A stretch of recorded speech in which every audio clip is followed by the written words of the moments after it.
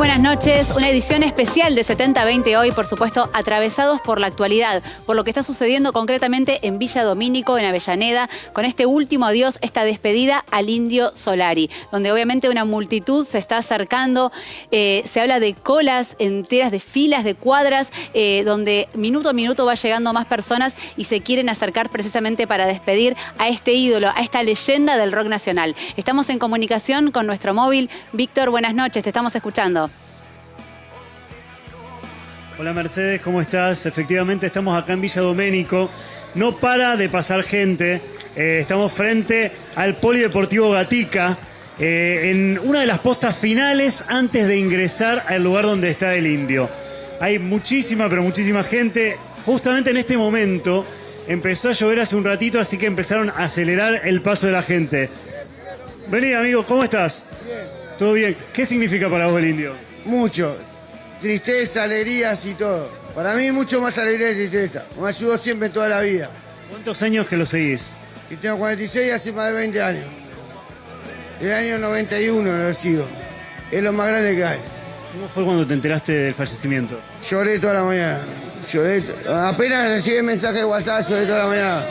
Y sigo llorándolo. Lo sigo llorando. Muchísimas gracias, pa. Víctor, contanos Así cómo fue esta jornada. Sí, sí. O sea, desde que vos estás ahí en el lugar, por eso comenzaba diciendo, ¿no? Se habla de cuadras enteras, Sí. de fila, de cola, de personas que van llegando minuto a minuto y que esto tiene previsto durar para largo. Así es, se estima que fueron alrededor de 15.000 personas por hora que fueron pasando. Hay alrededor de 1 millón de personas en general, recordemos que son como 70 cuadras de fila. Sí, claro. Pasando Puente Pueyrredón es lo que se dice y lo que se estima, porque es todo muy por arriba, hay muchísima, pero muchísima gente. Algo para remarcar es la organización. Eso te iba a preguntar, ¿cómo son las postas? Se realizó en 20... Sí. Claro, ¿cómo son las postas? Porque estamos viendo que dejan entrar hasta un punto. 24 horas, ¿sí? Sí. Claro, se realizó en 24 horas y fueron cortando en distintas partes. Por ejemplo, esto es una cuadra, al finalizar la cuadra está cortado. Hay gente de los bomberos, de la defensa civil, de la salud también, que están cuidando todo. Sí. E incluso están organizando todas las postas a través de un micrófono, ¿sí? Se escucha que están organizando un micrófono y lo que se pide, por favor, es tranquilidad. Que sea organizado, que sea una fiesta, que se disfrute justamente esto. Y que todos van a tener la no oportunidad de despedir al Indio. O sea, digo, mantener la calma porque todos van a tener esta oportunidad y esta chance. Ahora, una vez que la gente ingresa, ¿tenés idea cómo es el recorrido una vez que están dentro del predio? Sí, mira, no sé si podemos ver con la cámara, allá hay una pantalla que tenemos muy cerca nuestro, en lo que se ve ya la parte interior, ¿no es cierto?, del recorrido, donde ya van a ver al Indio. Se dice que la distancia a la que están más o menos la valla es como de 2 metros, más o menos, es a cajón cerrado. Sí. Y la gente ahí entrega a toda la gente que está ayudando las ofrendas, desde muñecos, velas, banderas, flores, un montón de cosas que son las ofrendas que le dejan al Indio. La gente pasa por ahí y, bueno, después se retiran. Muchas familias lo también. Que te estaba diciendo antes que con el tema del clima, sí. No, te preguntaba totalmente. si por ahí familias que han llevado a sus hijos, varias generaciones. Sí, muchas generaciones han ido transmitiendo el tema de la música del Indio, de la cultura de los redondos, ¿no es cierto? Mira, ahí tenemos un montón de gente que está acá. Hola chicas, ¿cómo va? ¿Todo bien? Ver. Vengan. Veo varias generaciones. ¿Fuiste transmitiendo la cultura del Indio a todos tus hijas, a todos? Sí, en realidad tengo a mi hijo de 31, Sí. Somos enfermeros del Hospital de la Matanza, mi hijo de 31 años del Buen Pastor de Ramos Mejía, mi compadre, docente, somos todos personales muy laburadores, pero bueno, estamos acá porque bueno, no solo es un ideólogo, es un representante de la Argentina, es un representante de la revolución y de que no a la monarquía. Y bueno, nada, no solo nos representa con el arte de la música, sino también con una ideología de al no vulnerable, no hay que pegarle al vulnerable, porque por ahí no es la onda, ¿no? Por ahí todos quieren el sillón, pero hay que conocer, somos salados Los argentinos somos salados. Quiero preguntarte, ¿a qué hora llegaste? Y vinimos a las 10 de la mañana. Desde las 10 de la mañana estábamos haciendo la fila bajo del puente. Y bueno, nada, respetando todo. Y bueno, sabemos cómo somos. 10 horas de fila, ¿no? Sí, pero bueno, ya está. Es único. Así que bueno, gracias a ustedes, chicos. Muchas gracias. Nos veíamos que estaban... Ahí está entrando Sí. este otro grupo. Sí. Está muy buena la imagen que estás mostrando Ahí viene otro porque grupo. se los ve absolutamente en calma, respetando, como ellos decían, ¿no? Desde las 10 de la mañana llegar, tener paciencia. Y así Exacto. cada una de las personas que incluso están viniendo del interior del país, pero que sepan esto, que si bien hay una serie de postas organizadas para que todo transcurra con calma y normalidad, todos van a tener la oportunidad de estar lo más cerca posible y despedir al Indio Solari. Me decías del tema del clima, que ya obviamente comenzó el tema Así de la es. lluvia y eso por ahí complica un poquito. Claro, empezaron a acelerar un poco las postas justamente por el tema del clima. Empezó a llover hace un rato, frenó, pero se esperan lluvias bastante más fuertes para más tarde, por lo menos de lo que decía el clima, pero algo que también decías vos es el tema de que no hay horario de finalización, ¿eh? No hay horario de finalización de esta ceremonia. Lo que sí se dice es que todos van a tener la oportunidad de despedir al Indio Solari. Y desde que estás ahí apostado, Víctor, todo transcurrió en calma y normalidad. Y también preguntarte si viste algún famoso o alguna celebridad, alguien vinculado al mundo de la música que por ahí también se haya querido acercar. Vos sabés que no he visto a nadie del mundo de la música y estaba mirando, porque hay muchísima gente. No he visto a nadie famoso. Y en cuanto al orden y la organización, es algo que se resalta. En las pantallas que tenemos también en el fondo, uno de los lemas que decía es mantengamos la paz para que todos puedan tener la oportunidad de despedirlo. Y es la idea de esta ceremonia. Cantar, ponen música del Indio constantemente. Sí. Es una fiesta, la verdad. Sí. Son estos eventos populares que, como vos decís, ¿no? Condensan dos sentimientos en una misma situación. Obviamente el dolor por la pérdida, pero también vivirlo esto como una fiesta, como una misa ricotera, en definitiva. Mira, ahí estamos viendo el festejo. Es una misa. Mirá, tremendo. La cantidad, te decía, de banderas, de cosas que traen para dejarle, de recuerdos que tiene toda la gente. Recién me encontré con un señor que se encontró con un chico que se conocían de años y se reencontraron acá, en el medio de la fila, Claro. para venir a despedir al Indio Solari. Sí, seguramente. Y muchos que se habrán incluso conocido en recitales o de los Redonditos o posteriormente de los Fundamentalistas, pero que bueno, que van formando parte de este movimiento del cual decías que han pasado 15.000 personas por hora y no hay fecha de finalización y no hay horario de finalización. Así que es incalculable la cantidad de gente que se puede llegar a acercar al lugar. Sí, es así. No hay horario, quieren acelerarlo. Yo supongo que cuando empiece a mainar un poco la gente van a decir, bueno, sí, se va a cerrar las puertas en este horario. Pero sí, muchísima gente.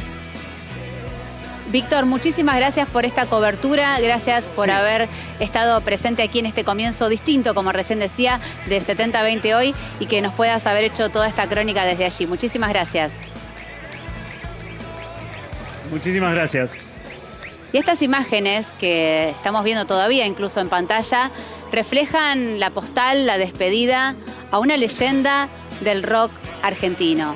Por supuesto, un hombre que fue y es la voz de varias generaciones, que también obviamente tiene un poder de convocatoria que en el día de hoy lo está demostrando, pero que lo demostró a lo largo de todos sus años de carrera.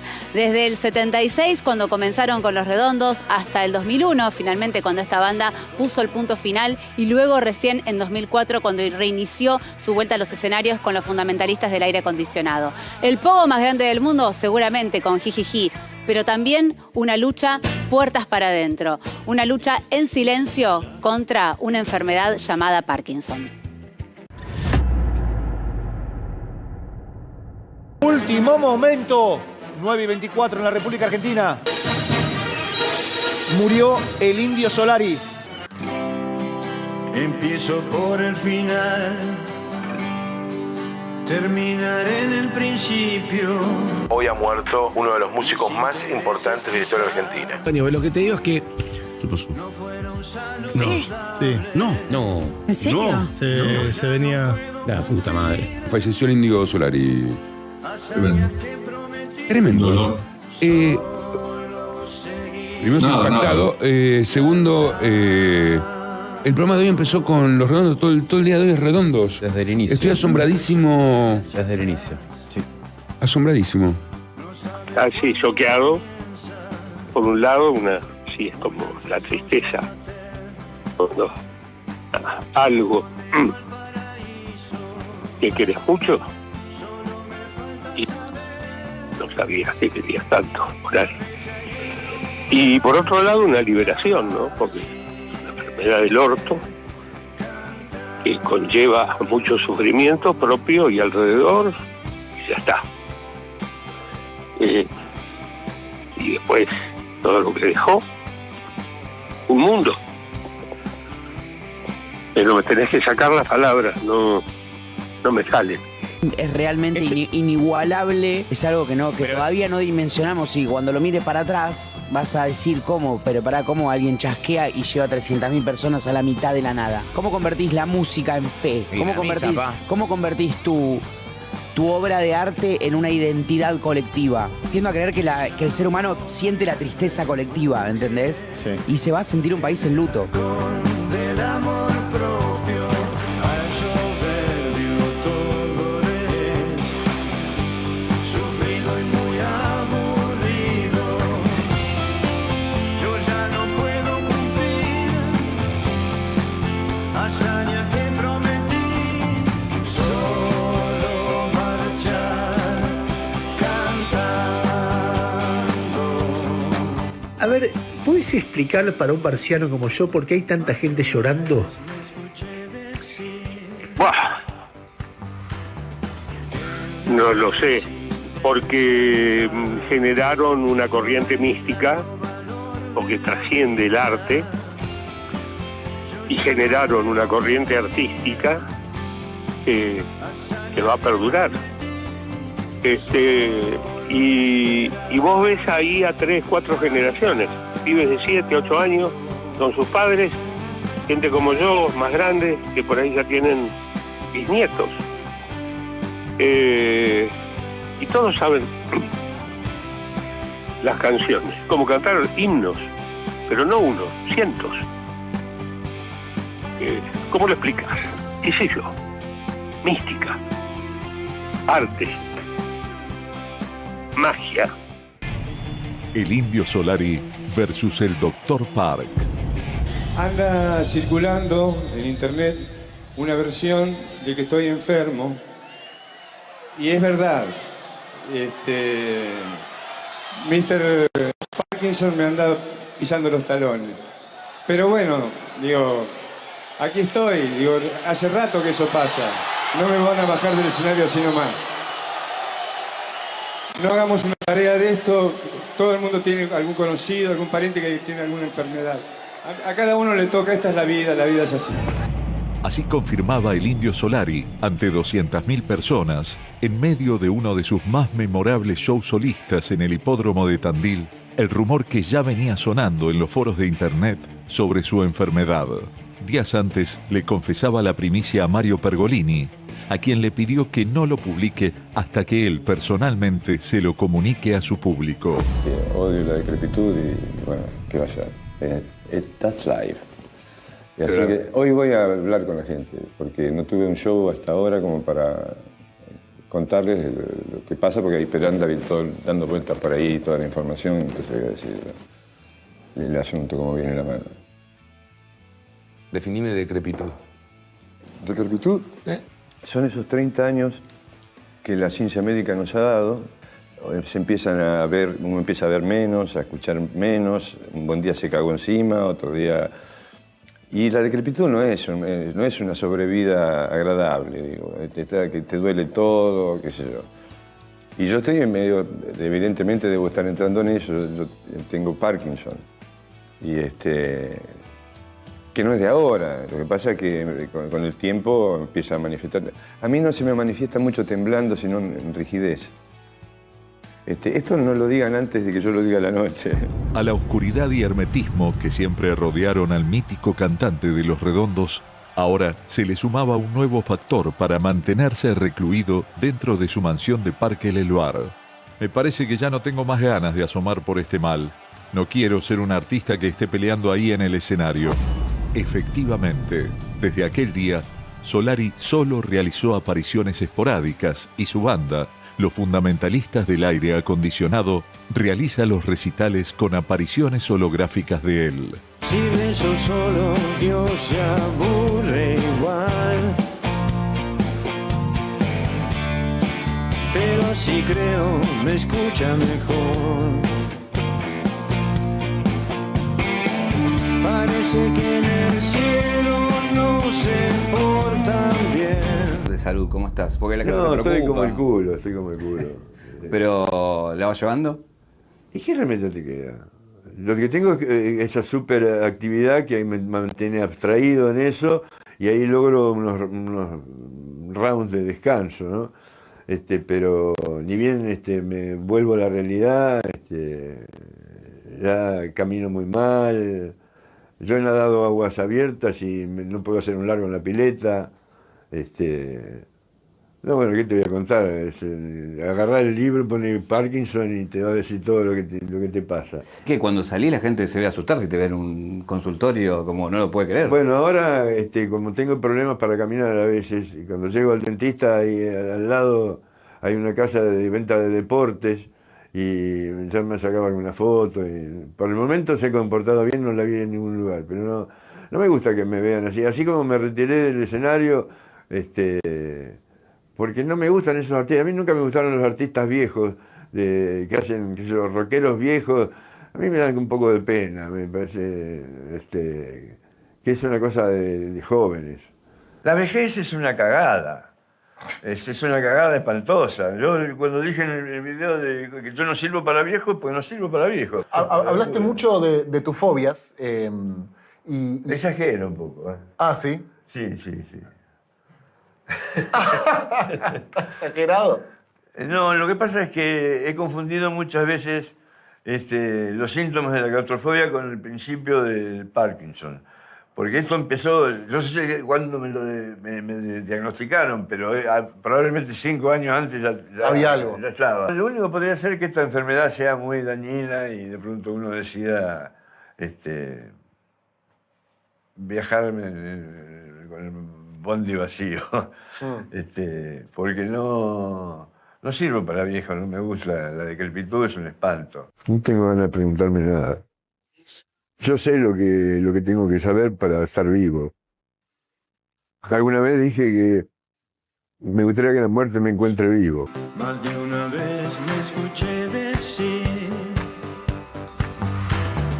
que en la resistencia está todo el hidalgo valor de la vida. Yo ya no puedo cumplir hazañas que prometí. Solo esperar, cantando. Dejar pasar ese momento para jurar a que estoy con ustedes ahí escuchando, porque sabe que está escuchando. Bueno, todo lo que puedo para decirles algo así, como público, son los mejores públicos del planeta. Tengo que mandarse todos, les agradezco mucho. Chao.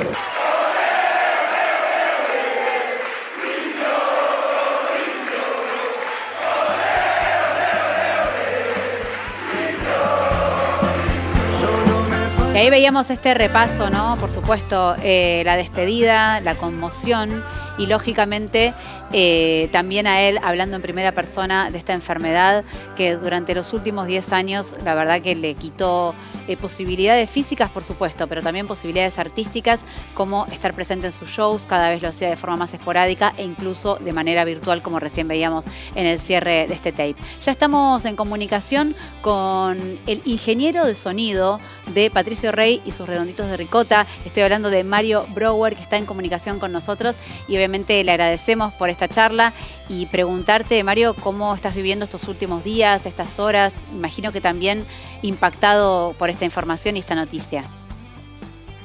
Bueno, ¿qué tal? Buenas noches. Buenas noches. Mirá, me agarro de la frase que acabo de escuchar del Indio, donde le dice a Mario Pergolini, ojalá que la muerte me encuentre vivo. Sí. Y lamentablemente esto no ocurrió así, lastimosamente no, y cuando me preguntan sobre mis sentires de los acontecimientos de este fin de semana, mi primer pensamiento está en la alegría de que el Indio haya dejado de sufrir esta enfermedad espantosamente invasiva, sí, y destructiva, y yo conozco la enfermedad por un íntimo amigo y me consta que si hay algo que él no quería era justamente esto, ¿no es cierto? Tener una salida dolorosa, molesta, incómoda, vergonzosa. Realmente los que sufren esta enfermedad no solamente tienen un deterioro físico muy fuerte, sino también un deterioro psicológico porque se sienten eso, sienten que el señor Parkinson se los va comiendo de a poco, con dolor, con incomodidad. Así que mi primer pensamiento es a favor de la sanidad, ¿no?, del alma del Indio. Se murió un cuerpo enfermo, pero no el Indio. El Indio, si miramos un poco los noticieros, vamos a ver que está más vivo que nunca, juntando gente y reivindicando, yo creo que reivindica su paso por nuestra cultura, por los escenarios, por todas las cosas increíbles que ha hecho él. Y vamos a seguir. Mucha gente habla del día de hoy como la última misa. Permítanme dudar mucho. Yo creo que van a seguir habiendo muchas misas cada vez que toquen los fundamentalistas, sí, o la Kermés Redonda o cualquier grupo de músicos, haya estado o no dentro de estas agrupaciones, ya sea del Indio como solista o los Redonditos de Ricota. Esto va a seguir ocurriendo, se van a seguir escuchando los temas, se van a seguir juntando las bandas ricoteras con un parlante grande, escuchar durante horas y horas o días y días eso, mientras comen asado, mientras se toman una cervecita. Es algo que queda realmente muy, muy, muy impreso en un grupo muy importante de la sociedad argentina. Por supuesto. Mario, vos habías tenido oportunidad en el último tiempo de estar en contacto con él. ¿Hace cuánto que por ahí habían podido hablar o contactarse o vincularse incluso a través de Interpósita Persona?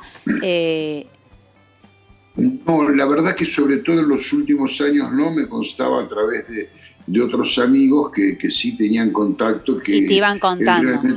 Él siempre prefirió guardar su intimidad, por eso vivía en esta suerte de lugar cerrado, suficientemente grande para no tener que salir, pero no era un amigo, no lo veíamos saliendo en los shopping, ni en un restaurante de moda, ni entrando a la cancha.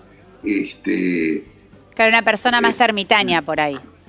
Y en estos últimos años de enfermedad, mucho más aún guardó y cuidó su intimidad, y yo se lo respeto mucho. Hemos tenido algunas comunicaciones con lenguaje en código propio de él y mío en las redes, cosas que él me decía o me contestaba, o yo le tiraba una palabra y él me tiraba otra palabra, y eso ya para nosotros era como una Sí, conversación. un código que se entendían entre ustedes. Ahora, ¿cómo era trabajar para el Indio Solari? Digo, un hombre que evidentemente me imagino muy exigente, como Sí, toda claro. leyenda del rock en este caso. Sí, el Indio era, bueno, pensemos primero y ante todo que mi época de trabajar con el Indio, excepto por el mastering de su primer disco solista, fue todo trabajo con los Redonditos de Ricota, así que no estaba solamente el Indio, estaba Sky. Estaba Sky, pero claro. El Indio sí igual dirigía un poco el camino, le gustaba estar en el control, le gustaba estar en los pequeños detalles. Él, como decía, che, bueno, Gordi, ya cuando tengas el tema avísame que le ponemos el monóculo. Y él llamaba el monóculo a los auriculares. Él decía que se peñía el auricular y era como mirar con monóculo, con un microscopio, la música, el pequeño detalle, la nimiedad, la sutileza. Y estábamos, estábamos. Yo también soy bastante cabezoncito en ese sentido, pero sí, él era exigente, yo era exigente. Incluso hicimos un disco que en su primera intención de mezcla no nos gustó ni a ellos ni a mí, y cuando volví hice una propuesta muy riesgosa, que fue decirle, chis, si nos vamos a mezclar esto a Estados Unidos, yo acabo de venir de Estados Unidos de mezclar un disco ahí en un estudio maravilloso con un sonido increíble, sabiendo que me venía un sopapo, que ahí nomás me iban a echar, y sin embargo no, esto funcionó. Y estoy diciendo esto simplemente por el hecho de que hay mejor herramienta, hay un lugar donde podemos hacer esto mejor, podemos mejorar la calidad, mejorarla, claro. Y eso fue una pauta siempre de todos los discos. Eso fue una de las pautas, y la otra pauta era ir cambiando de sonido de disco a disco, ¿no es cierto? Mario, y cuando un artista de la talla de Patricio Rey y sus Redonditos de Ricota, del Indio Solari, de Sky, que los acabas de mencionar, cuando están haciendo un éxito, porque el éxito primero se cocina en un estudio y se consolida en las masas, ¿no? Por supuesto. ¿Ustedes se dan cuenta? O sea, vos estuviste de cuerpo presente cuando se grabaron himnos que hoy cantan generaciones y generaciones de personas aquí en la Argentina. ¿Se daban cuenta de la magnitud de lo que estaban grabando? Habían primero y ante todo, sí, siempre hay fuertes sospechas respecto de ciertos temas que uno escucha y uno ya se imagina las bandas ricoteras, ¿no? Moviéndose así, uno ve imágenes. Pero por otro lado yo tengo que decir, la gente se sorprende cuando yo digo esto, pero Charly García, Andrés Calamaro, Luis Alberto Spinetta, Fito Páez, Fabuloso Cadillac, Enanos Verdes, todas esas bandas, yo me sentaba con esos grupos y el plan era, hagamos un disco de triple platino, hagamos un disco emblemático de la historia, hagamos un clásico, hagamos un disco que salga increíble y que se escuche durante muchas décadas. Y así empezamos. Eso se decía el primer día de grabación. Nos sentábamos a hacer discos que sean muy buenos. Ese era el plan, ese era nuestro plan con los distintos artistas, y por supuesto el caso de Patricio Rey no era diferente, así que nos sentábamos con la intención de hacer esos discos, y sí, siempre está algún tema que al productor le parece que con la repegamos y nunca lo escucha nadie. De hecho, en estos días que estuve, por supuesto, escuchando un poco haciendo una revisita a la música de Los Redondos, yo descubrí que en las plataformas donde hay un conteo de cuántas escuchas, los temas que a mí más me gustan son los que menos escuchas tienen. Sin embargo, hay algunos temas que sí, cuando yo los escuché dije, esto va a ser una bomba. Mario, ¿no? ¿Cómo estás? Te hago una consulta. Martín Musiati, de este lado te saluda.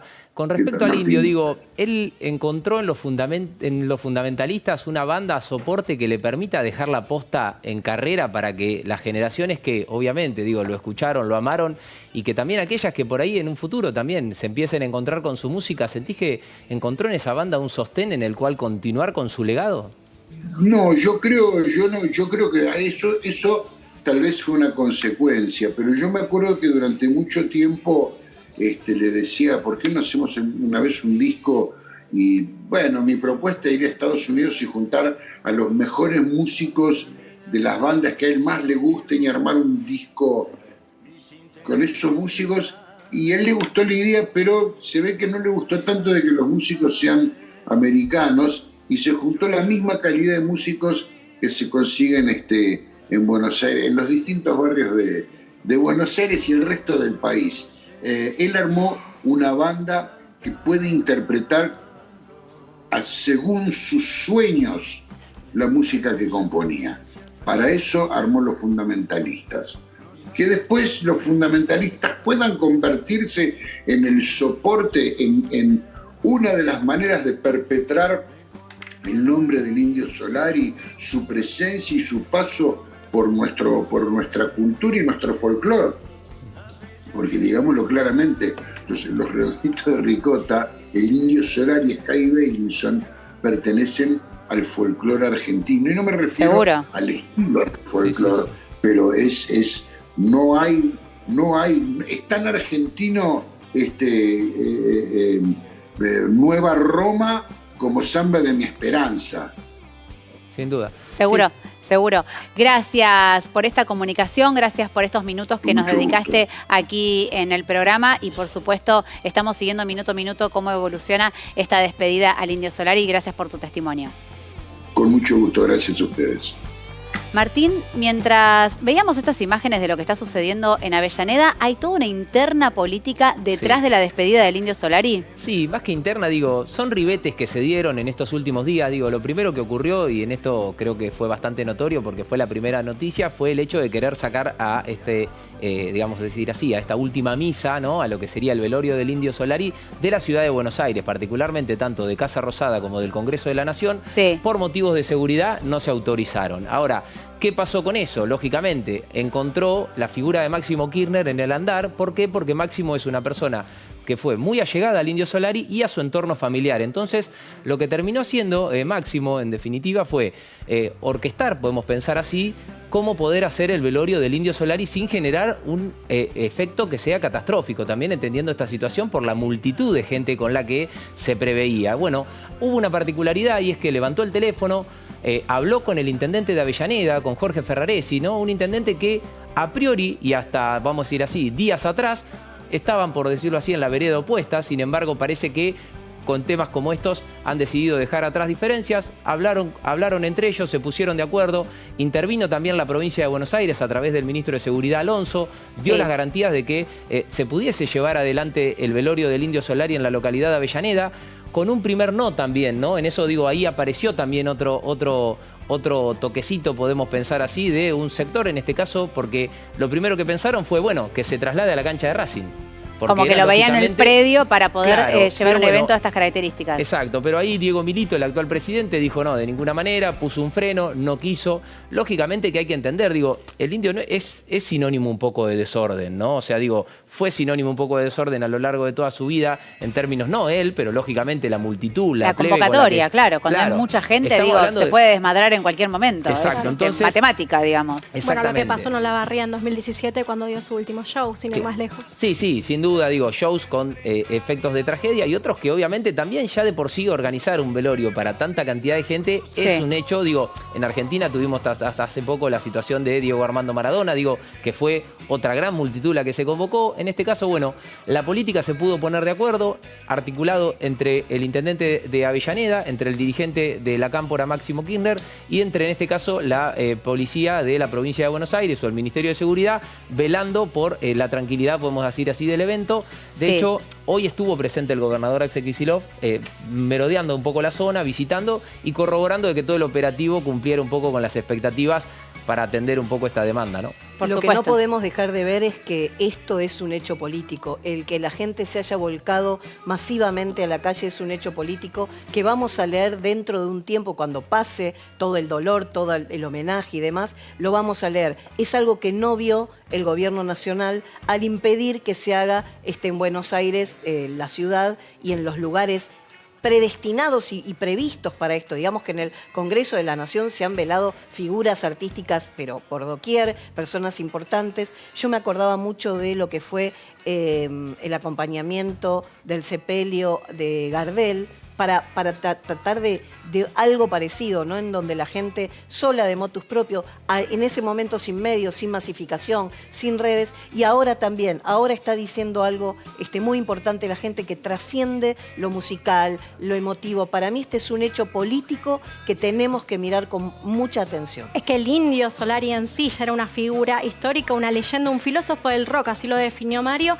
que recién estuvimos en comunicación con él, y él mismo se autodefinió y dijo: yo soy peronista, y se declaró así. De hecho, no me parece casual que en muchos de sus shows haya hecho reivindicaciones a las abuelas de Plaza de Mayo, que haya hecho reivindicaciones inclusive a 678, pero más allá de eso también la foto de Máximo Kirchner en agosto de 2025, recordemos esa foto que trascendió y fue muy pública, a vísperas de la tercera conmemoración, se podría decir, del intento de magnicidio de Cristina Fernández de Kirchner, donde estaba el Indio con la foto con Cristina. Me parece que el Indio es una persona que dio voz y dio entidad a una Argentina subterránea, te diría, que generó y llamó, se hizo una pasión con todos los que lo seguían. Sus letras no son casuales, es un filósofo realmente que habló justamente de las vicisitudes de la juventud y que le pudo dar voz y le pudo dar una representación. Entonces me parece que este acto de espontaneidad también es reflejo de un acto político, sin duda alguna. También recién mencionaban la figura de Máximo Kirchner, que de hecho fue uno de los primeros en llegar a Parque Leluar una vez conocida y trascendida la información. Sí. Digo, y tuvo total acceso, o sea, se nota que había una familiaridad, eso es lo que te iba a decir. Eran íntimos. Existía un vínculo preexistente. Lógicamente que en esto, digo, el Indio nunca escondió su manera de mirar un poco a la política y de acercarse a dirigentes políticos con los que él tenía cierta afinidad, en algunos casos tanto desde lo ideológico y en otros casos quizá también por una relación de amistad o de muchos años de conocerse. Lo cierto que obviamente él era una persona que defendía el peronismo y que inclusive, te diría así, principalmente elegía el peronismo porque él era como que consideraba más, se consideraba más de izquierda, podemos pensar, de lo que muchas veces se considera el peronismo. Ahora, ¿qué pasaba? Encontraba que la izquierda no tenía un sostén como para tener una gobernabilidad que le permitiera llegar al poder. Entonces encontró en la figura del peronismo algo que conectaba mucho más desde lo que él ideológicamente sentía, y él le ponía como de alguna manera un término que decía que era como el último sostén de la derecha. Digamos, llegar al peronismo era que gobernar el peronismo era evitar que gobernase la derecha. O sea, como un lineamiento político muy claro y que a su vez quienes escuchaban su música y quienes lo seguían a la otra punta de la Argentina donde él se presentara lo tenían clarísimo. Sin embargo, repito con el hecho político, ¿y sabés por qué? Porque acá hay que trascender la ideología que tenía el Indio, porque ha abarcado a todo transversalmente a la sociedad. Si no, mirarlo en los medios. Hace 2 días que estamos permanentemente pendientes de la evolución, obviamente. Bueno, hablando de temas que han quedado en un punto suspensivos, porque naturalmente lo que sucedió con el Indio Solari ha cooptado la atención, como vos recién decías, Vale, tiene que ver con el caso Agostina. En una semana donde sigue avanzando la investigación, donde pasó de todo, porque tenemos un nuevo detenido, además de Claudio Barrelier, que ya lo habíamos contado la semana pasada, ahora estamos hablando de Osvaldo Faceta, un hombre que compartía o alquilaba, era inquilino dentro de esta propiedad donde también vivía Barrelier, y donde encontraron contradicciones en su relato, pero también cuestiones más tangibles y más explícitas dentro de la investigación, como ser, por ejemplo, peritar su colchón y a partir de ahí que decidieran su detención. Sumado a esto, se conocieron detalles realmente aberrantes de la autopsia de Agostina, así que tenemos un compacto para que podamos ponernos al día de todo lo que sucedió en la semana, y enseguida vamos a estar en comunicación con la doctora Fernanda Alanís, que ella es la abogada precisamente de Gabriel Vega, el papá de Agostina.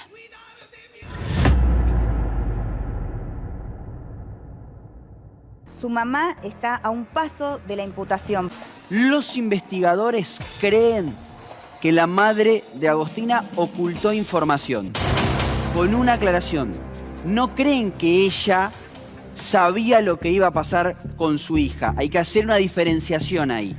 Ellos creen que ocultó información al momento en el que hace la primera denuncia y la ampliación de la denuncia. Una cosa es ocultar y otra cosa es omitir. Ella sabía del entorno de Barrelier. Ella sabía de las personas con las que Barrelier frecuentaba. Melissa me comentó que la nena se había ido, estaba esperando que volviera, a lo cual después más tarde me volvió a llamar ya con desesperación. Yo cerré el negocio y salimos a buscar a la Agostina. Bueno, yo a partir de ahí estuve con Melissa, buscando a la nena, haciendo la denuncia, anduve con ella. El día sábado, ¿cuál fue la última comunicación que tuviste con Barrelier? El día sábado la última comunicación fue aproximadamente a la 1 de la mañana, entre las 12 y 1 de la mañana, que le había dicho que iba a volver aquí donde yo trabajo. Y bueno, él me dijo que estaba recostado en la casa y que más tarde iba a andar. Acaba de llegar la misma persona que hoy entrevistamos de espalda. Llegó en una de las patrullas de la policía, esposado, un nuevo detenido en la causa que investiga el asesinato de Agostina Vega. Esto puede responder al allanamiento que se llevó adelante en la jornada de ayer y en el que secuestraron un colchón y almohadas. Coincide también con el relato que escuchábamos hoy más temprano, cuando esta persona nos dijo: me llamó la atención cuando regresé a mi vivienda al día siguiente y me encontré con un acolchado cambiado, un acolchado distinto. Unas cuestiones muy particulares de la autopsia. Recordemos que el cuerpo estaba desmembrado, ¿no? Esto es importante, yo lo hablábamos con un perito forense, de que es muy difícil llevar a cabo una autopsia de esa forma. El cuerpo presentaba signos de haber resistido el ataque, y acá, como el cuerpo presentaba signos de haberse resistido el ataque, se habla de un presunto abuso sexual. No se pudo probar porque los hisopados no se pudieron hacer. La muerte fue por asfixia, por eso es que también se habla de que no hubo ruidos. Escuchen cómo se escapaba la víctima de este asesino, aquella víctima, y después llegó Agostina. A todo esto yo desesperada, llorando, le dije que podría ser su hija, que por qué me estaba haciendo todo esto, y me dijo: quédate tranquila que yo no te voy a hacer nada. A todo esto, él seguía con la pistola y tenía una cinta en la mano, estaba nueva. Saca un cuchillo para abrir la cinta y me dice: acostate. Cuando me acuesto, me ata los pies, me ata las manos y me tapa. En esa que me tapa la boca con cinta también. Yo me doy vuelta, me pone boca abajo y me tapo. Cuando me tapo, yo veo que él va a sacar la llave de mi moto para querer entrarla. Como no me había atado bien los pies, salí corriendo. Salí corriendo y justo había un grupito de chicos en la cual ellos me ayudaron. Ellos me dieron la remera porque yo salí en bombacha, salí desnuda. Y de ahí le pedí ayuda, sí salí gritando que me quiso violar.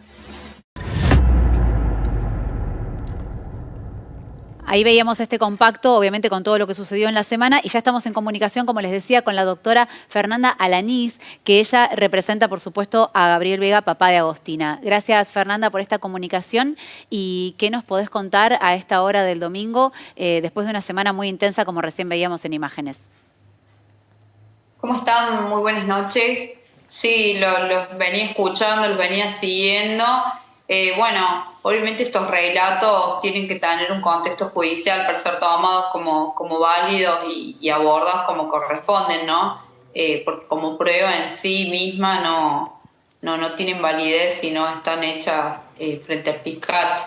Pero entiendo que a ambos se le ha tomado testimonio ya, y que en la causa del 2025 ahora va a intervenir el fiscal Garzón, así que creo que la investigación va a seguir el curso y se le va a dar un cierre a esta causa porque había quedado suspendida, no se habían hecho otros actos procesales, algo que desconozco. ¿Por qué? Porque no tuvo intervención, sí, pero no correspondía. De haberse terminado y elevado a la causa a juicio y haber condenado a este depravado, hoy no tendríamos a Agostina, claro, sin vida. Ahora, doctora, Entonces, yo la escuché en la semana decir que usted va, cree o considera que va a haber más detenciones, que debería haber más detenciones, porque esto requirió directa o indirectamente varias personas involucradas en el hecho. Sí, así es, correctamente lo vengo diciendo desde un principio, que acá tenemos una cadena de responsabilidades. Bueno, ya cayó uno, entiendo que va a haber más, pero también entiendo que tenemos que tener cierta prolijidad a la hora de las detenciones, porque A ver, hay que hacer un trabajo investigativo que después no venga un buen abogado defensor a rebatir.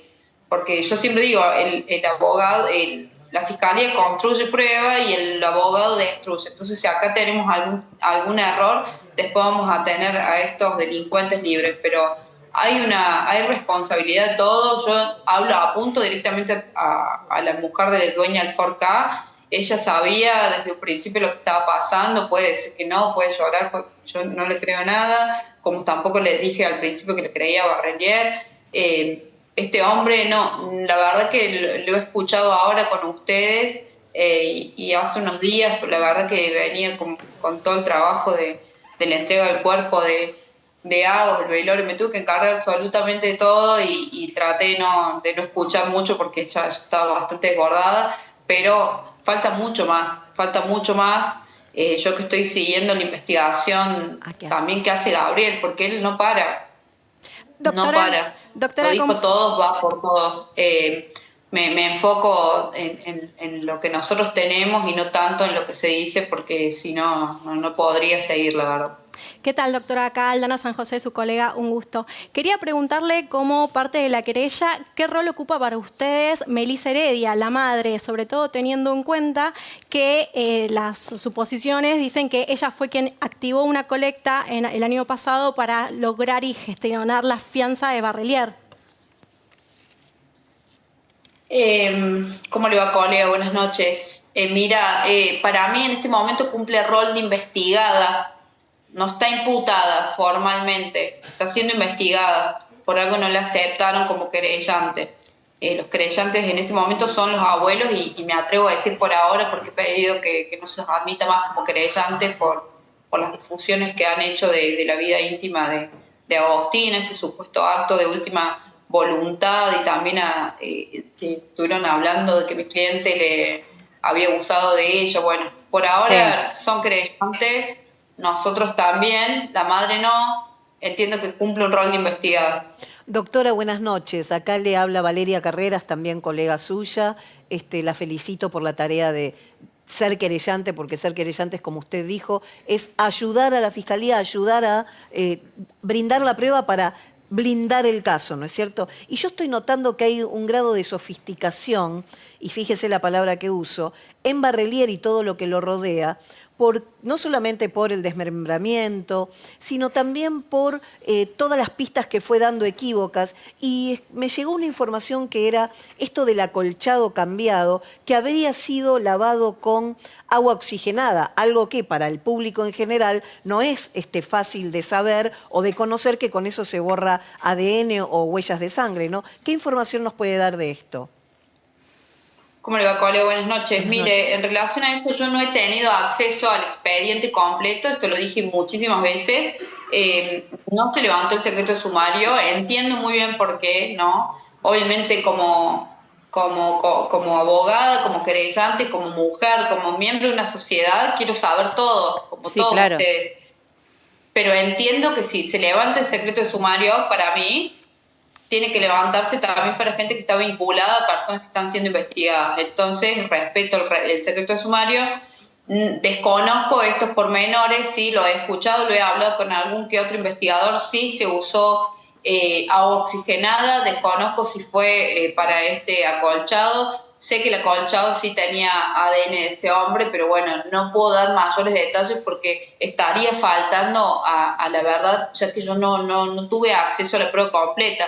Pero lo he escuchado, sí, lo he escuchado, pero no lo he chequeado con el expediente. Doctora, recién veíamos que hay un antecedente en el 2025 de este señor Barrelier con otra persona.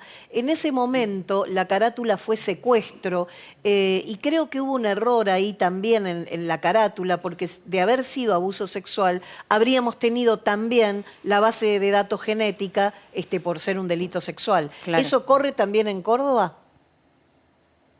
Mira, tendría que haber sido, primero una privación ilegítima de la libertad agravada por mediar violencia de género y también hay un abuso sexual en grado de tentativa, porque acá esa figura se utiliza. Entonces no sé en qué estaba pensando el fiscal que tenía en su cabeza esta causa al momento de no encuadrar bien la calificación legal. Claro. Repudiable por donde quiera. Yo la verdad que pido que se investigue qué pasó acá, porque también, como dije muchas veces, y por eso soy totalmente objetiva en este punto, cuando he tenido otras causas en esta misma fiscalía por delitos menores, se me han ofrecido penas efectivas y la máxima. Entonces, me resulta extraño, por supuesto me resulta extraño, y me parece digno de investigación también. Doctora, también hay una versión que circuló donde ubica, por ejemplo, a la propia pareja de Barrelier y a todas las mujeres que de alguna manera estaban vinculadas con él o formaban parte de su entorno, como puede ser también Agostino, la mamá de Agostina, que él tenía una capacidad como de persuasión o de manipulación y que también estaban con miedo. Y que entonces esto por ahí no obraban, en este caso, por ejemplo, denunciándolo o haciendo visibles algunas cuestiones, porque estaban entre manipuladas y con miedo. ¿Le consta toda esta situación? ¿Es parte de una estrategia para defenderlo o defenderse estas mujeres? Mira, estamos hablando de mujeres adultas, responsables, que saben lo que hacen. ¿Puede haber algún grado de manipulación? Sí, puede haber, pero eso no es culpatorio. Por eso mi temor también que de repente intervenga alguna fiscalía especializada que las vaya a poner en un rol de víctima cuando tienen un rol de facilitadoras o de encubrimiento. Entonces, estamos hablando de mujeres que sabían lo que hacían. Vos podés tener temor, pero eso no te lleva a poner en peligro la vida de un menor. Estamos hablando de madres, porque son madres, claro, son mujeres grandes, entonces yo creo que sabían perfectamente lo que hacían. Quizás tenía algún encanto él ser un seductor, pero eso no te lleva a delinquir por más seducida que estés. No lo puedo, no me cabe en la cabeza. Sí, no lo pueden marcar.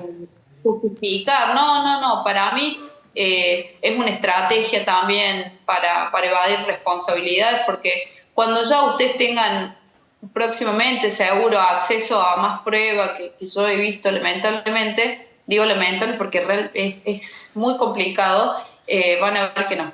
Doctora, ¿cómo le va? No son ninguna manipuladas. Bueno, pero es clave lo que está diciendo, que si bien todavía no lo puede adelantar, pero estas mujeres no son simples sumisas o manipuladas por Barrelier, sino que han tenido evidentemente un rol mucho más activo del que conocemos hasta el momento. Exactamente. Eso me parece que es todo un título y seguramente está anticipando información que vamos a ver transcurrir la semana próxima. Sí, cuando se levante el secreto de sumario, ahí yo les voy a poder compartir algunas cuestiones que hoy, para hacerle honor a este expediente y por respeto y resguardo de mi cliente, no puedo hacer. Sí.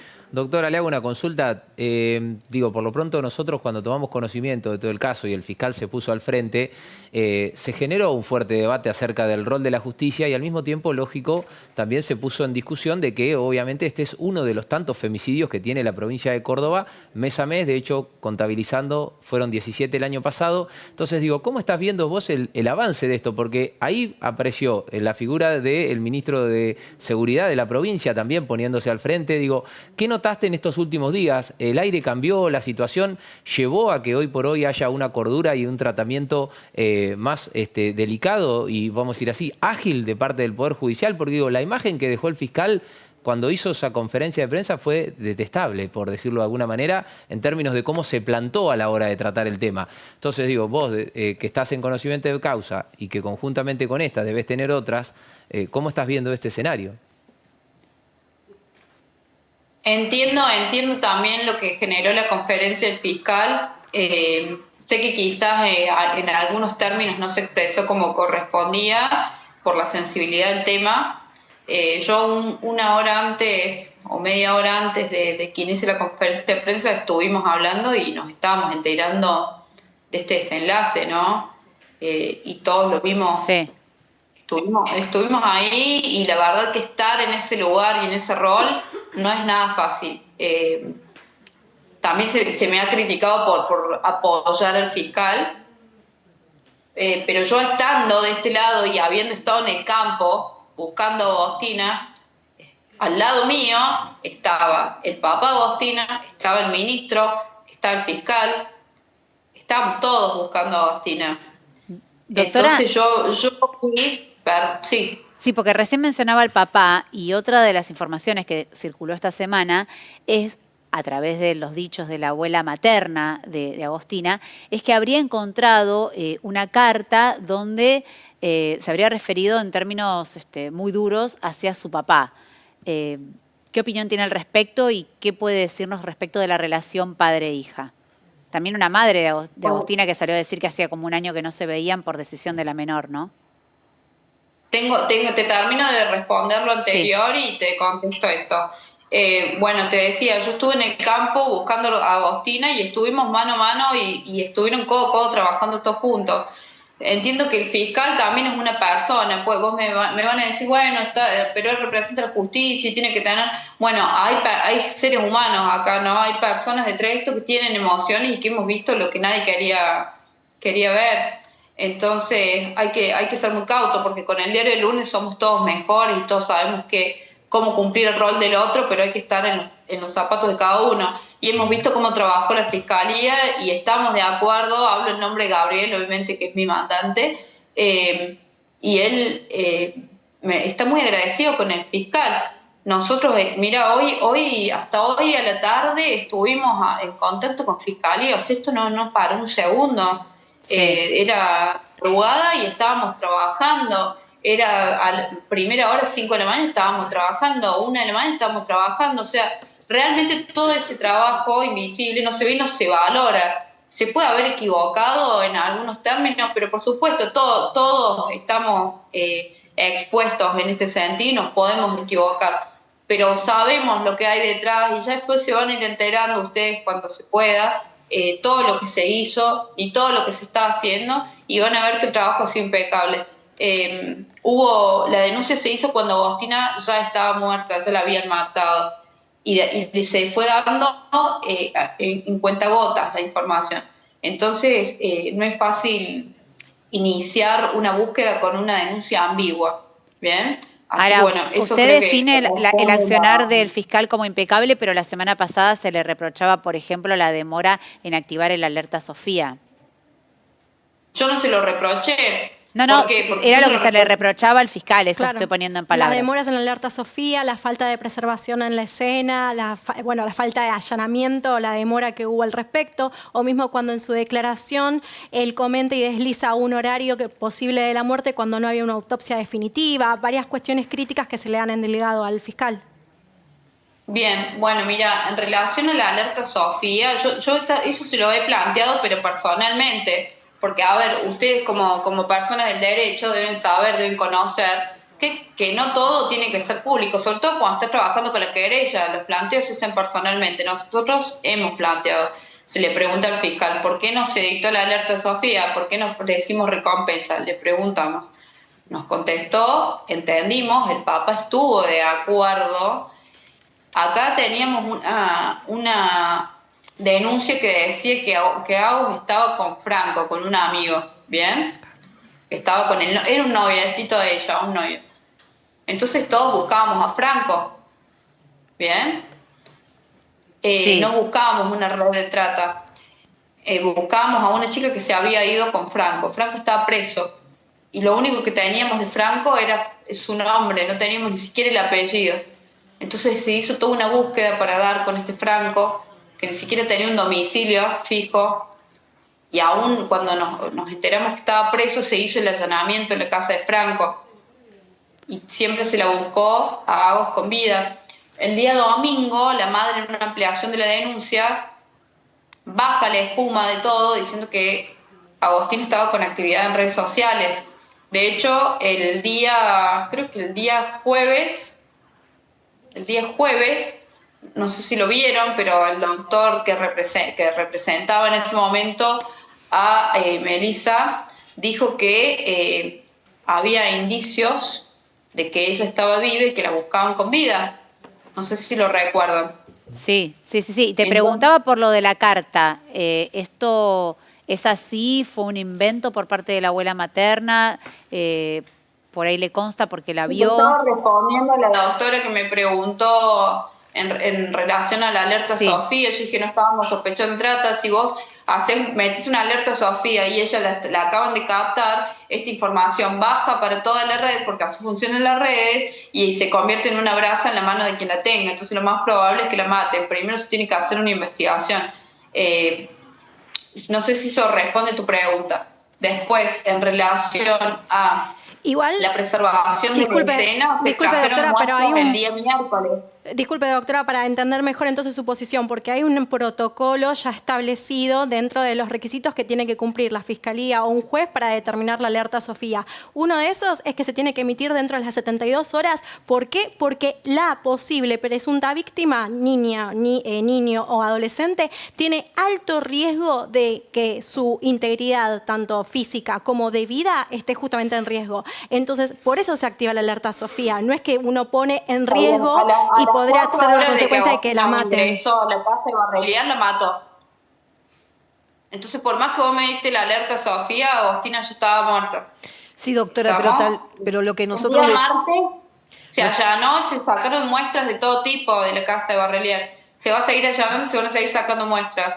Pero en estas primeras muestras ya tenían pruebas bastante suficientes para presumir el delito que se había cometido. No obstante, se siguió buscando. Con optimismo, pero... Doctora, disculpe que le interrumpa. Usted recién dijo, bueno, cuando sepan toda la prueba que hay, cuando vean todo lo que hay, que no puedo decir, ¿usted piensa que cuando todos conozcamos esto, la sociedad va a ratificar el apoyo y la preocupación y el cariño, incluso la empatía a favor de esta nena y a favor de las familias, ¿no? En el sentido de pedir justicia? ¿Todavía tenemos que sorprendernos de algo aún más macabro? Sí. Que usted ya está en conocimiento. Sí, pero no puedo hablar. No, está bien, pero es bueno saberlo, ¿no? Aún hay más, ustedes ya lo saben. Hay mucho más. Doctora, en ese universo de información también están involucrados estas personas que estaban encapuchadas, que se los ve bajar de un móvil junto a una moto a las 3 de la mañana del domingo. Están todos. ¿Y sabemos más o menos de cuántas personas hablamos que están involucradas? Hasta ahora lo que sabemos es que tenemos a Barrelier detenido, a Osvaldo Faceta detenido y tenemos 3 personas más que están tratando de ser identificadas por la justicia.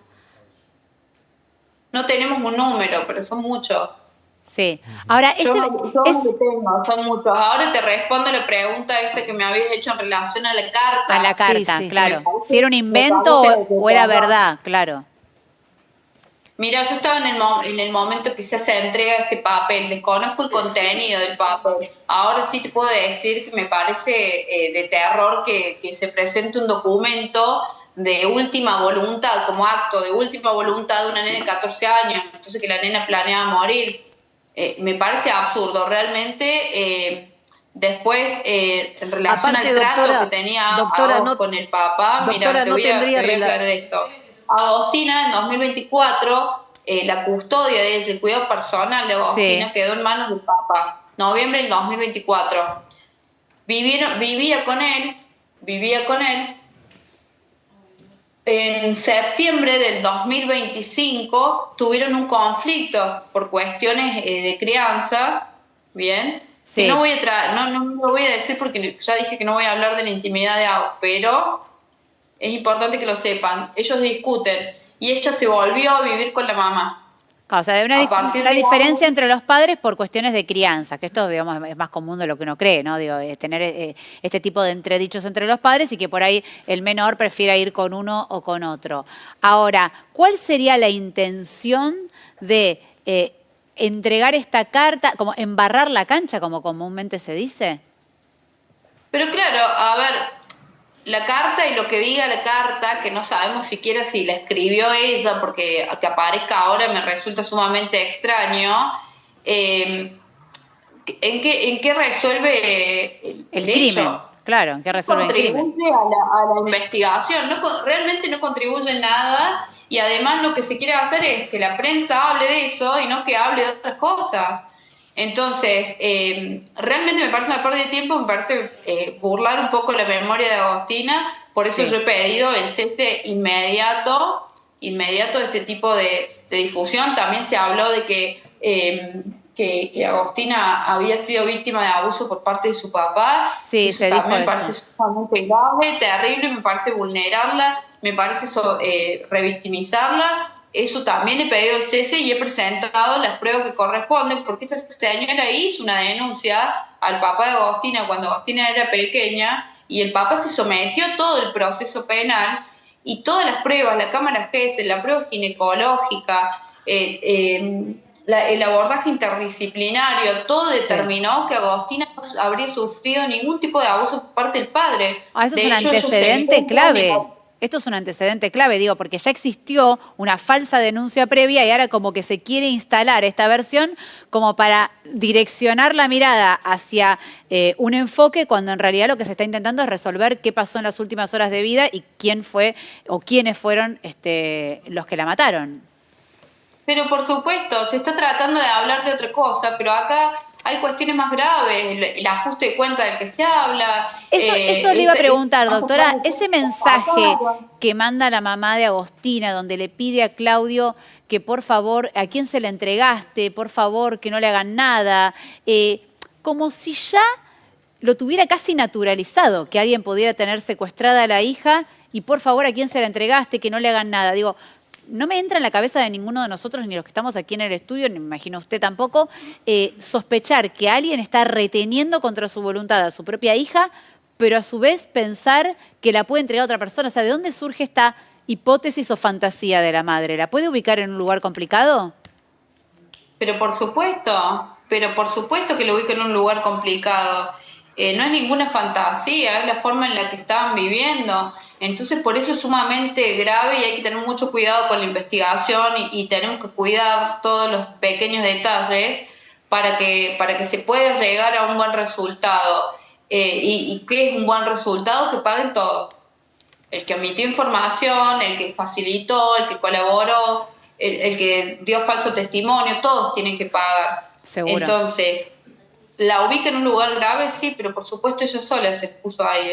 Doctora, y le hago una consulta con respecto al padre, ¿no? Digo, usted que ha tenido este vínculo, obviamente, y hoy lo representa, ¿cuánto sabía él de cómo se encontraba su hija en el día a día? Digo, teniendo en cuenta que la joven ya había dejado la escuela, que ya no frecuentaba incluso con su grupo de amigas. Digo, ¿cuánto de eso hoy tristemente quizás se está enterando con el diario del lunes? ¿Y cuánto de eso usted siente que fue el detonador de esto que terminó pasando con esta jovencita, con su vida, ¿no? Mira, él no sabía del día a día porque se le impedía el contacto y esto, a ver, es de larga data. Decía no, él no le contestaba, no, él quería hablar con su hijo, pero acá estamos hablando de una obstrucción en el vínculo que ya hace desde cuando la nena tenía 3 años, 4 años, que fue cuando ellos se separan.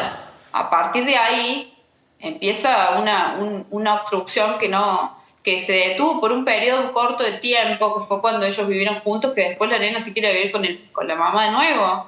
¿Bien? Si hace este desenlace que el papá no haya estado, y yo creo que si hubiese estado viviendo con él, Agostina hoy estaría en su casa y no en un cajón. Seguro. A ver, es lo que uno infiere, digamos, por cómo fue el derrotero de las últimas horas. Por lo pronto, a ver, quizás el final era inevitable, eso nunca lo sabremos, pero sí un padre que tiene el mismo derecho que una madre a estar en la cotidianidad de una hija.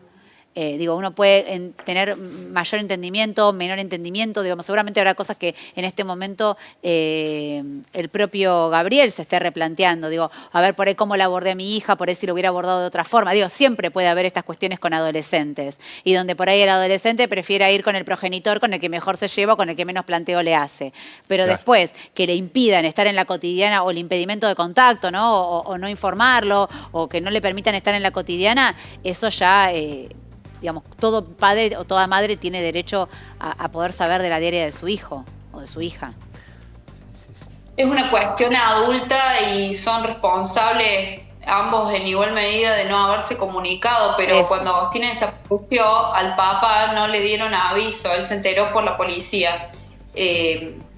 para que vean al punto que habíamos llegado, ¿no?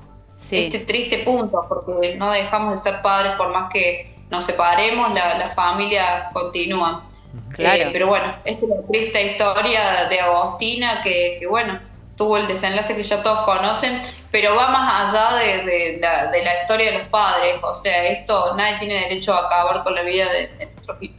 No, desde ya. Ahora, ¿qué se sabe, doctora, con respecto, bueno, a esto que ha podido ir conociéndose, ¿no? En relación al vínculo que había entre Agostina y el principal imputado, ¿no? Claudio Barrelier, digo, porque esto de que vaya a esas altas horas de la noche a su casa, ¿no? Digo, también infiere uno que había un vínculo que permitiese que ella se manejara con esa libertad, siendo tan chica, digamos, y transitando sola, ¿no? Y tomándose un taxi o tomándose un remis para ir a la casa de él. Digo, ¿con qué lógica uno entendería que había ese vínculo? ¿Cómo era o qué se sabe al día de hoy? Y ella hablaba del novio de la madre, y esta relación venía de larga data, entonces había una confianza, entiendo, habían estado a la tarde en un cumpleaños juntos, ella lo llevaba, la llevaba a Agostina a verlo a jugar partidos, o sea, había un vínculo cotidiano. No me sorprende que engañada, persuadida por este perverso, haya ido a darle una sorpresa a la mamá, porque más allá de su intimidad y de cualquier cosa que puedan decir, ella seguía siendo una nena y tenía una inocencia que la llevó lamentablemente a su muerte en manos de este degenerado. Doctora, ¿y para usted cuál es el móvil del crimen? Mira, yo en un principio pensaba que la quiso abusar y se le fue todo de las manos, ¿no? Hoy con todo lo que sé, no quiero ni decirlo, la verdad no puedo, no. Hay algo mucho más grave detrás de esto y bueno, ya lo irán sabiendo. O sea, más grave que un abuso seguido de muerte, digo, pues en definitiva es lo que terminó sucediendo. ¿El móvil? Claro. Es mucho más grave. Es mucho más grave. Sí, es mucho más grave. Yo pensaba esto, justamente, que su idea había sido en el principio a engañarla, llevarla, abusarla, como la nena se resiste, bueno, le dio muerte. Eso pensé yo, y después se deshizo del cuerpo para ocultar lo que había hecho. Pero no, ahora con el diario El Lunes tenemos esta hipótesis también que la siembra la misma madre, hablando del ajuste de cuentas, hablando de la gente que la tiene, el devolvérmela, los testigos que empiezan a surgir, las nuevas detenciones y bueno, hay algo mucho más grande. Bien, y no creo que haya sido la primera vez que esta persona actuaba de esta manera. No sé si me explico. Sí, se entiende perfecto, aunque usted está siendo muy, muy cuidada con sus palabras, pero inferimos que hay una historia mucho más pesada de fondo. Aldana, le vas a preguntar. Sí, doctora, escuché al doctor Medina Allende, que es el abogado defensor de Osvaldo Faceta, y él comentó y cuestionó quizás las condiciones de detención de su cliente. Por ejemplo, dijo que la policía en principio se había equivocado a la persona, digamos, al objetivo a ser detenido, porque se confundieron las características físicas que eran muy similares. Después, por otro lado, dijeron como que faltaba una orden para hacer lo que es el allanamiento y la detención. ¿Qué sabe usted al respecto y qué opina también?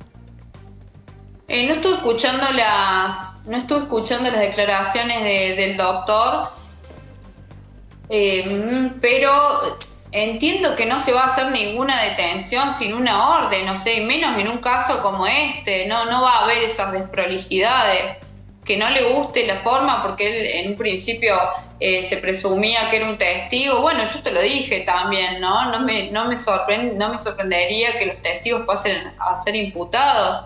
La verdad desconozco si hubo alguna irregularidad. No lo creo porque como viene siendo el caso, no se presta para ningún margen de error, ¿no? ¿Y ya está chequeado que fue Faceta quien mandó el mensaje, según la abuela, que reconoce la voz cuando le dijeron el día jueves, quédate tranquila, que la nena está dormidita? Entendemos que sí. Doctora, entendemos que sí, doctora. Doctora, por mi parte, querría una pregunta que excede tal vez lo legal, y es, la veo mujer, usted dijo que es mamá, ¿verdad? Sí. Cuando vio las pruebas que nosotros todavía no podemos ver, ni conocer, ni usted hacer públicas, ¿cuál fue su sensación? asco, impotencia, miedo, tal vez a que pase algo a los chicos nuestros, enojo. ¿Cuál fue ese sentimiento? Todos. Así de grave. Así de grave es. Todo junto. Mira, en este momento me estoy apretando las manos porque quisiera gritar tantas cosas y no puedo. Pensé en mi hijo todo el tiempo, pensé en la sensación de incertidumbre con la que tengo que vivir, sabiendo que camino por la calle, quizás veo gente entrar a una casa que parece normal y de repente a alguien están violando o están matando. Entonces, preocupación. Claro. Esa sensación de que estamos solos. Sí. Porque no estamos cuidados como correspondería y tenemos que ser cautos y tenemos que a nuestros hijos darle nosotros las medidas de protección, hablarles, no criticarles, no juzgarles la sexualidad para que no tengan miedo de contar lo que pasa. Lo que está sucediendo. Por último, y agradeciéndole todo el tiempo que nos dedicó aquí al programa, ¿cuándo se levantaría el secreto de sumario para poder tener más luz y más datos verídicos que ya estén en el expediente y no hablar en potencial? Mira, si no es el viernes, es el martes de la próxima semana, porque son 10 días hábiles. Sí, no tengo el cálculo acá finito, pero entiendo que si no es el viernes, es el martes de la próxima semana. A partir justo del 3 de junio, que fue la conmemoración de la marcha Ni Una Menos, 11 años que se cumplieron, ese mismo día el fiscal puso el secreto de sumario por 10 días. Ah, perfecto. O sea que más o menos es el cálculo que está haciendo la doctora. Muchas gracias por este tiempo y por esta comunicación aquí con el programa. Gracias, doctora. Gracias a ustedes por ser respeto. Ahí justo, bueno, se cortó. Sabíamos que estábamos con el minuto justito y por eso la queríamos despedir como corresponde. Y ahora sí, Alicia, momento de hablar de Mauro Icardi, que finalmente logró reencontrarse con sus hijas con un detalle clave. Wanda y Martín Migueles, que estaban separados, pero aparentemente no, estaban presentes. Tenemos las imágenes para verlas y reaccionamos todos en vivo a lo que está sucediendo. Llega Mauro Icardi a la Argentina después de su viaje primero por Japón y luego por las Islas Maldivas. Igualmente se lo vieron en otras oportunidades juntos. El otro día subió una foto familiar, creo que estaban cerca del obelisco. De hecho la subió Andrés Nara también, donde dice, en familia en la mejor ciudad, y estaban todos. Y estaba Martín. Martín estaba también. Sí. ¿Te sorprende? Creo que muchos no lo advirtieron. Mira estas imágenes donde, por un lado, Icardi se reencuentra con las menores, con sus hijas. Sí, que llevan a las mascotas, que era tipo un tema de debate. Bueno, finalmente llevan a las mascotas. Y el detalle que no se saluda con Wanda, pero se saluda con Migueles. Sí. O sea, como que hay mejor relación con Migueles que con Wanda. Que Elba, su abogada, en Puro Show, dio una nota y un poco con sarcasmo, un poco de ironía, dijo, no creo que Wanda esté contenta con esta resolución. Información que yo tengo de haber estado hablando con familiares, en realidad ella siempre quiso que se vuelva a reencontrar con el padre. Lo que ella no quería era el contacto con la China por el tema de que obviamente ella la tenía como su amante. Claro. O sea, no quería que sus hijas estén en contacto. Pero siempre quiso que las hijas vuelvan a tener contacto con su padre, que es lo más natural. Tal vez eso me pareció un poco raro que una abogada se refiera así. Tal vez, no sé, ser más técnica y no como llevarlo a lo personal. Se sintió muy personal esa nota. Bueno, de hecho, la propia abogada de Mauro Icardi esta semana había hecho declaraciones diciendo que Wanda cuente la verdad, porque Wanda omitía información y decía que no estaba con Migueles cuando sí estaba con Migueles. Bueno, creo que con esta imagen ahora ya eso queda demostrado que efectivamente está. De todos modos, no hace la cuestión de lo que ellos están dirimiendo. Ellos están dirimiendo restitución internacional. ¿Qué tiene que ver Migueles? Nada. No. Están con todo tema cuota alimentaria. ¿Qué tiene que ver Migueles? Nada. Y también están con tema división de bienes y todo el divorcio en Italia. ¿Qué tiene que ver Migueles? Nada con toda esta situación. Y otro detalle, que Elba, la abogada de Icardi, también hizo referencia, bueno, ¿quién te dice en algún momento todos hacen una novela vertical? Con la ironía de que Maxi y Wanda están haciendo de Sí. esa novela vertical. Bueno, que no se ría tanto, porque por ahí su cliente termina aceptando. Nunca se sabe la vuelta de la vida, ¿viste? ¿Te imaginas? Terminan todos en una novela vertical. Ahora, las condiciones de este reencuentro estaban pautadas. De hecho, en el Juzgado Civil 106, quien dictó la resolución, establece que la restitución de las menores va a tener que ser el 29 de junio a las 17 horas. A Icardi le exige que las nenas no pueden fallar a las cosas que ya tienen previstas, por ejemplo, terapia, colegio, psicólogo, etc.